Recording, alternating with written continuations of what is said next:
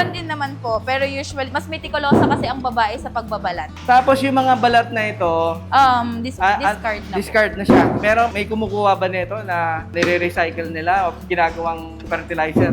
Actually, minsan po, yung may kumukuha sa amin na pinapakain sa tupa, ganun po. Pero madalas tinatapon nyo lang talaga? Yes, opo. Yung Pika-Pickle na yun, I will give my wife credit. Doon nagsimula yung brand na yun. Kaya yung Pika-Pickle namin is P-I-K, tapos letter A, tapos P-I-K-E-L. Kaya Pika-Pickle. So, yun po yung aming pinaka-flagship product. Ang pickled mango natin ay ina-export na natin sa US, sa Canada, Middle East, Singapore, China, Australia. At ngayon, medyo wino-workout natin yung na mapasok yung European market. So, we are keeping our fingers crossed na sana makilala pa itong proudly Philippine-made na pickled mango natin sa buong mundo.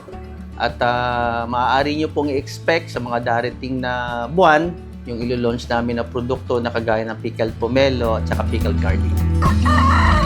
Panoorin ang full video sa ating YouTube channel, Agree sa Agri. Don't forget to follow, like, share, and subscribe.